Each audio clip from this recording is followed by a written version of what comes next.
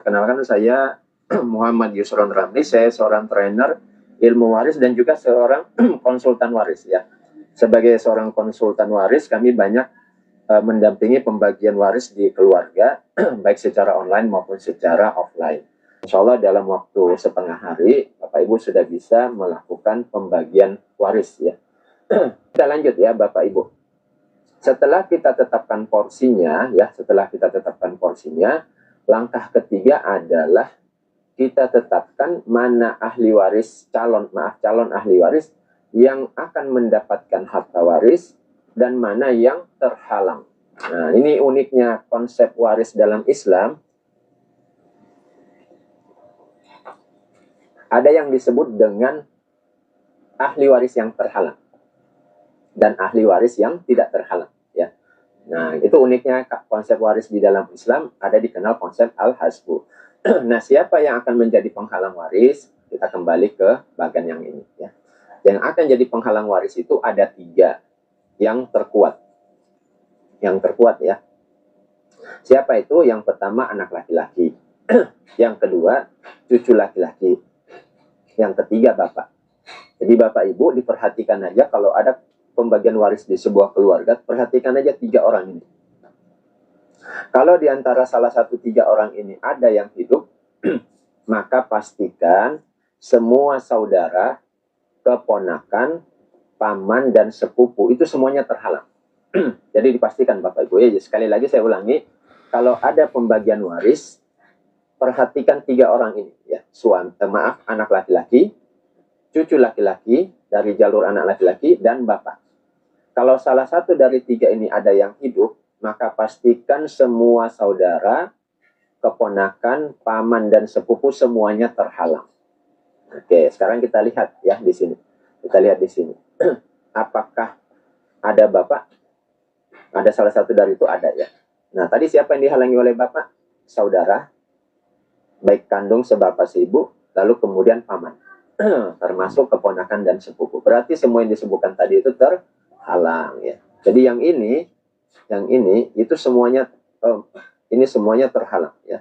Siapa yang menghalangi bapak ini?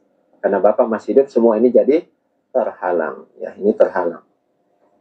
Dalam ilmu waris terhalang itu artinya mahjub ya. Terhalang itu mahjub. Orang yang terhijab ya, orang yang tertutupi. Oke, baik. Langkah berikutnya setelah kita tetapkan yang terhalang, kami akan ajarkan bagaimana teknik mudah dan cepatnya ya, menetapkan siapa yang terhijab dan siapa yang tidak terhijab. Nah, bukan cuma menetapkan yang terhijab dan tidak terhijab, bahkan menetapkan porsi-porsi ini juga salah satu kesulitan terbesar ya. Ketika kita belajar ilmu waris itu mengingat porsi ini. Nah, kami akan ajarkan bagaimana teknik mudahnya dengan teknik mind mapping ya, Bapak Ibu.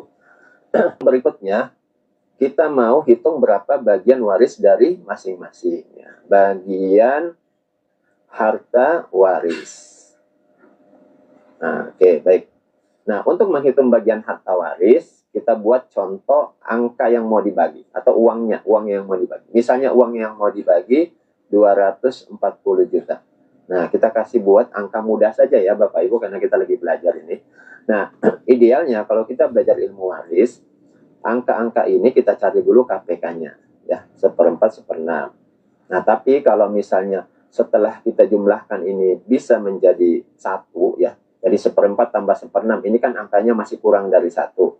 Nanti sisa dari Bapak ini menggenapinya menjadi 1 ya. Maka ini bisa tanpa perlu dihitung KPK-nya ya. Sehingga angka di sini itu boleh kita langsung kali ke sini. Nah, ketika nanti kita hitung ternyata ini kalau dijumlahkan totalnya 1 nanti ya. Nah, jadi 240 juta kali 1/4, nah artinya 240 bagi 4 kan gitu ya. Nah, karena ini 1, 240 bagi 4 hasilnya berapa Bapak Ibu? Dapat 24 bagi 4 jadi 60 ya. Nah, oke, gitu ya. Dapat 60. Betul ya, akun kalian 60 juta. Oke, terima kasih akun Roosevelt. Kemudian ibu 240 kali 1/6. Nah, ini dikali 1/6. Berarti 24 bagi 6 ya. Hasilnya 24 bagi 6 itu 40. Oke ya, 40 juta. Baik, terima kasih akun kalian dan akun Roosevelt. Nah, selanjutnya, berapakah bagian untuk Bapak? Jadi kita tadi sudah bahas bahwa Bapak itu mendapatkan bagian sisa. Apa maksudnya sisa? Harta tersedia 240 juta. Dari 240 juta harta yang tersedia, 60 juta sudah kita berikan untuk istri. 40 juta kita sudah berikan untuk ibu kandung. Berarti yang sudah terpakai, ya, yang sudah terpakai itu adalah 60 tambah 40. Yang sudah terpakai sudah 100 juta. Apakah ada sisa? Ada. 240 kurang 100. Sisanya diberikan kepada siapa? Yang mendapatkan asobah. Ya. Jadi Bapak mendapatkan sisa. Jadi Bapak mendapatkan berapa? 240 dikurang 100. Yaitu berapa? 140. Ya, 140 juta. Nah, itulah bagian untuk Bapak. Ya, Bapak Ibu. Nah, begitulah bagian untuk Bapak. Dia mendapatkan bagian sisa. Nah, jadi kalau ditanya bagian sisa itu berapa? Bagian sisa itu namanya sisa, itu tidak ada angka pastinya. Jadi dia menunggu ahli waris yang lain dulu diberikan, nanti sisanya baru untuk yang mendapatkan sisa. Jadi kemungkinannya bisa dapat banyak, bisa dapat sedikit, atau malah kalau sudah diambil semua oleh yang lain, sisanya sudah tidak ada, ya, seperti itu. Nah, tapi kalau masih di sini ya, di keluarga inti ini, sisa itu insya Allah pasti ada, ya, sisa itu pasti ada. Nah, kecuali kalau sisa itu di saudara, keponakan, paman maupun sepupu, maka sisa itu bisa jadi sudah habis. Nah, gitu ya Bapak Ibu. Oke, inilah contoh cara pembagian waris ketika tidak punya anak. Ya, ketika tidak punya anak. Nah, sekarang kita coba masuk ke pembahasan bagaimana pembagian waris kalau punya anak.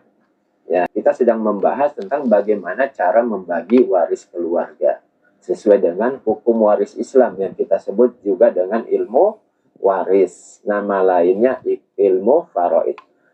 Ya, sekarang kita masuk ke pembahasan bagaimana kalau mayit yang meninggal punya anak. Ya, tadi kita bahas itu contoh bagaimana kalau tidak punya anak. Yang ini contohnya, tidak punya anak. Nah, sekarang bagaimana kalau punya anak? Kalau punya anak, maka bagian waris anak ini, baik yang laki-laki maupun perempuan, diatur di surah An-Nisa ayat 11. Ya, diatur di surah An-Nisa ayat 11. Jadi tadi kalau ada yang bertanya, ini porsi-porsi warisnya ini dari mana sumbernya? Jawabnya, sumbernya dari dalil Al-Quran.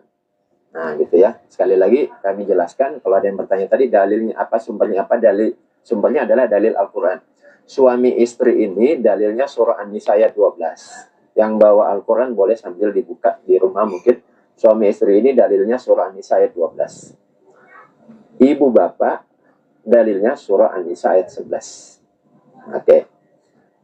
Nah, kalau yang 176 ini dalil untuk saudara, ya, saudara kandung maupun sebapak.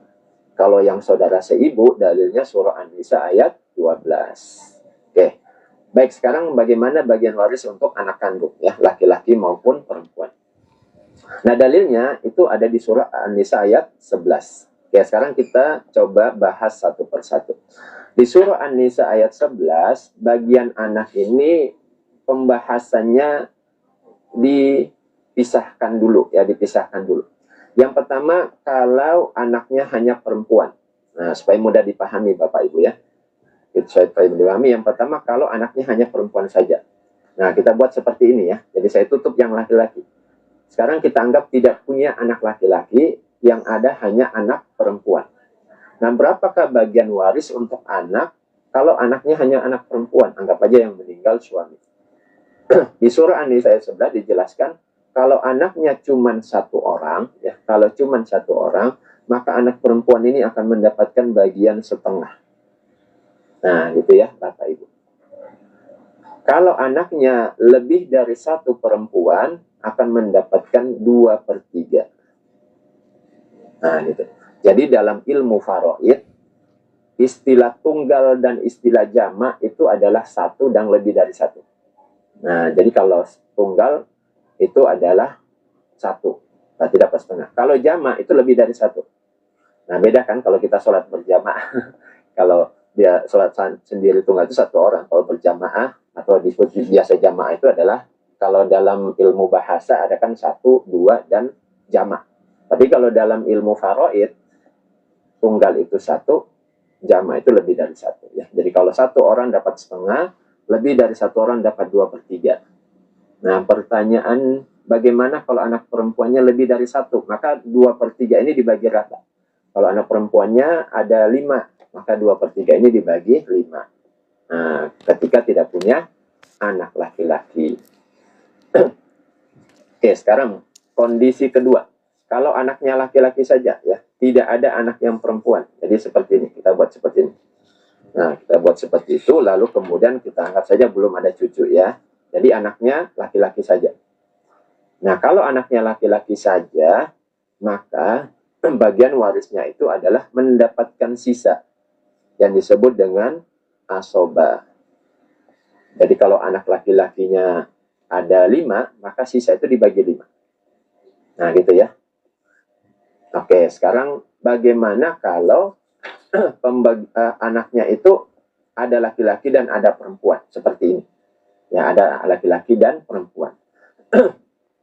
Kalau ada anak laki-laki dan anak perempuan, maka bagian warisnya ini kita batalkan dulu. Ya. Jadi anak perempuan itu kita batalkan dulu yang ini, yang laki-laki juga kita batalkan ini.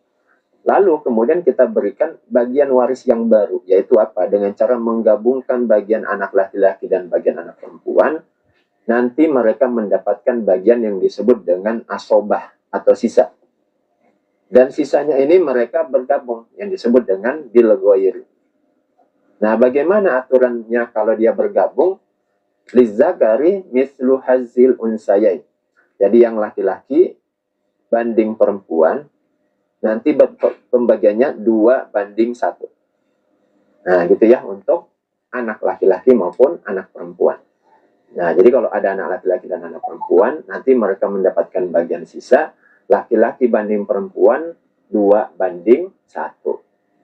Nah, bagaimana contohnya? Langsung kita masuk ke contoh pembagian waris kalau ada anak, baik laki-laki maupun perempuan. Silahkan diperhatikan bagaimana cara membagi waris kalau ada anak, ya. Nah, kita buat contoh ya. Misalnya mayit yang meninggal adalah suami, ya. Nah, kenapa kita contohkan suami? Karena yang paling banyak kasus di masyarakat itu biasanya suami duluan yang meninggal. Mayit suami. Nah, misalnya mayitnya suami. Nah, bagaimana langkah pembagian waris? Nah, seperti tadi sama ya. Yang pertama kita tetapkan dulu siapa calon ahli waris. Kita lakukan dulu pendataan calon ahli waris. Misalnya meninggallah suami, ahli warisnya yang hidup istri. Biasanya itu dulu kan yang pertama kita lihat. Nah, kita anggap aja ibu kandungnya masih hidup. Ibu masih hidup. Lalu bapaknya sudah meninggal, lalu ada anak laki-laki dan anak perempuan, ya. Misalnya ada anak laki-laki, anggap aja anak laki-lakinya itu 3, ya. Nah, kemudian anak perempuannya, misalnya anak perempuannya 4, ya, anak perempuannya 4. Nah, kemudian ketika meninggalnya suami, ada saudaranya yang hidup, misalnya saudara kandung laki-laki yang hidup, ada 3 misalnya. Nah, gitu ya. Nah, kemudian dia juga punya paman kandung yang masih hidup. Paman kandung, anggap aja paman kandungnya itu ada 2 orang. Nah, gitu ya. Nah, silakan. Lalu kemudian setelah kita lakukan pendataan calon ahli waris, ya, setelah kita lakukan pendataan calon ahli waris, berikutnya kita tetapkan porsinya, ya. Kita tetapkan berapa porsinya.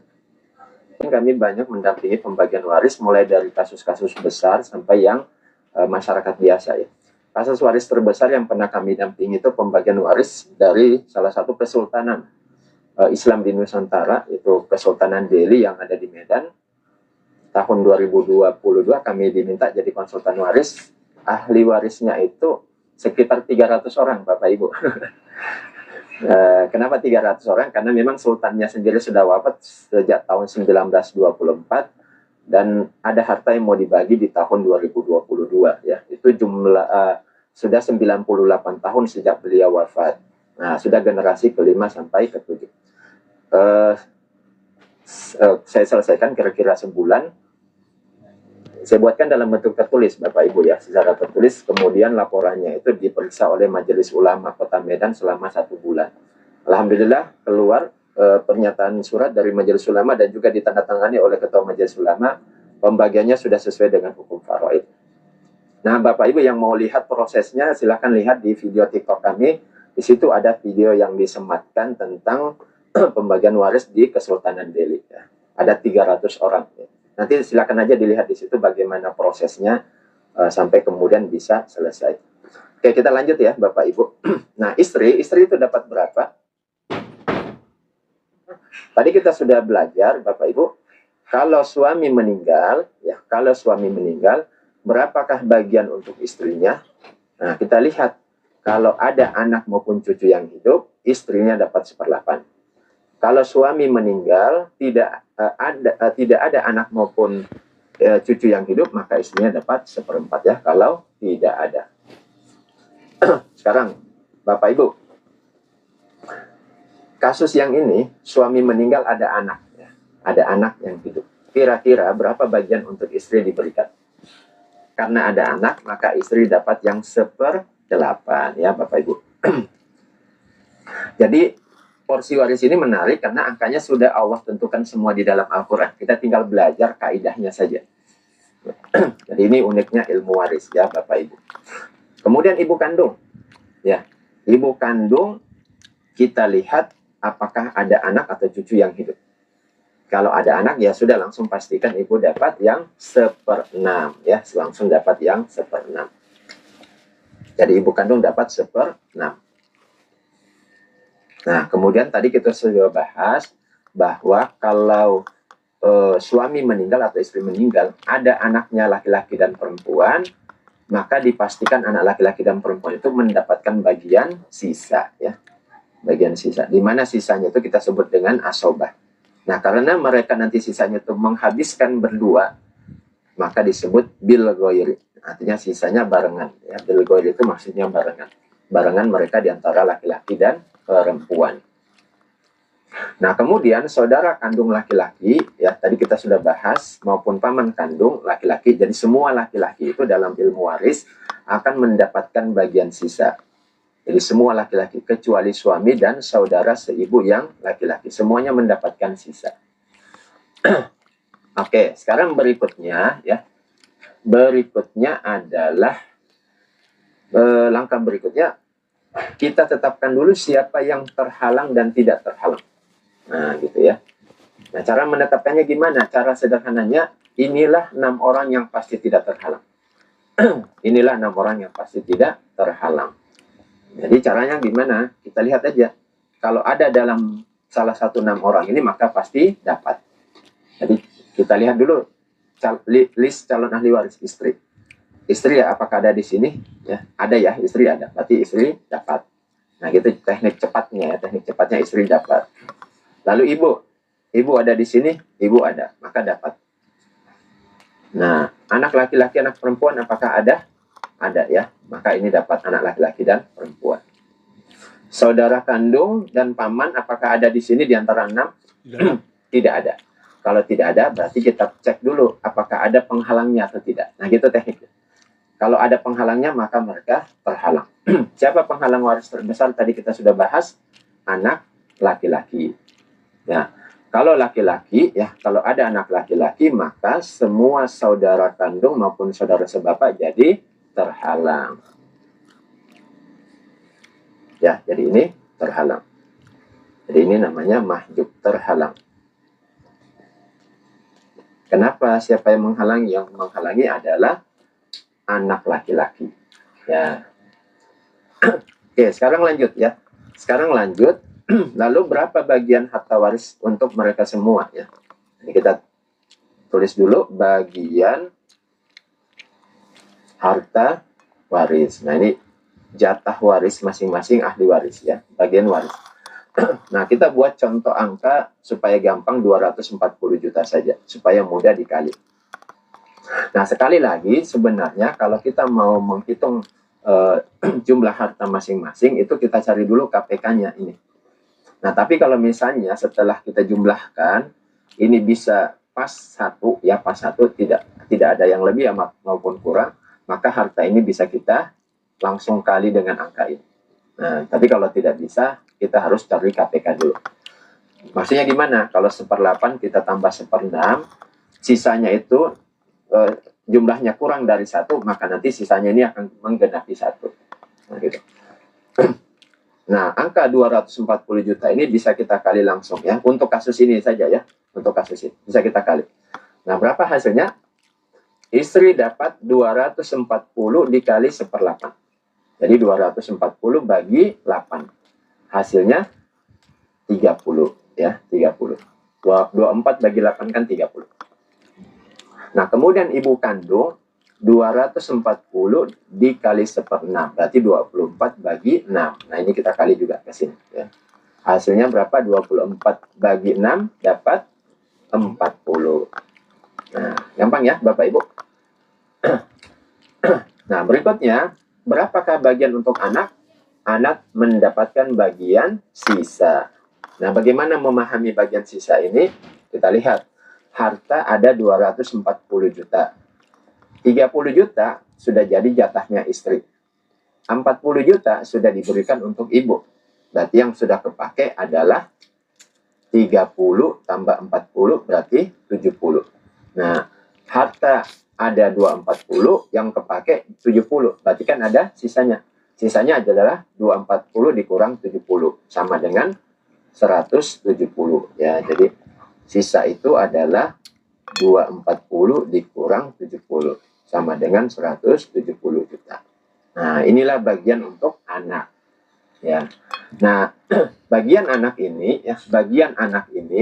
mereka itu memilikinya secara bersama-sama, di mana laki-laki banding perempuan mendapatkan 2/1, sesuai dengan yang ada dalam surah An-Nisa ayat 11. Ya, lizakari mislu hazil unsayain. Nah, sekarang kita coba uraikan bagian untuk anak ya. Jadi untuk anak disebutkan laki-laki berbanding perempuan. Untuk anak-anak ya, itu adalah laki-laki 2, perempuan 1 bagian.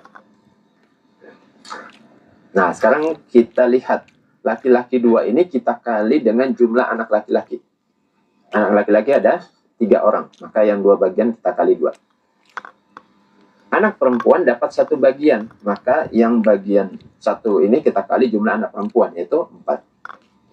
Maka didapatkan hasil ya, 2 kali 3 ini dapat 6, 1 kali 4 ini dapat 4 ya, totalnya 10. Nah, gitu ya Bapak Ibu, totalnya 10. Nah, sekarang berapa bagian yang diperoleh anak laki-laki?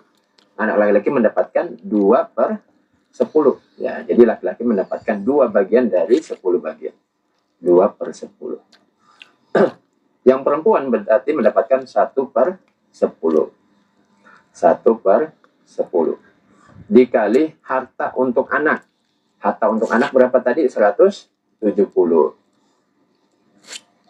Oke, kita lanjut. Masing-masing anak laki-laki mendapatkan 2/10 kali 170. Masing-masing anak perempuan mendapatkan 1/10 dari 170. Nah, yang di bawah dulu ya. 1/10 yang gampang hitungannya. Berarti 170 bagi 10 ini dapat 17 ya. Jadi yang perempuan masing-masing mendapatkan 17 juta per orang.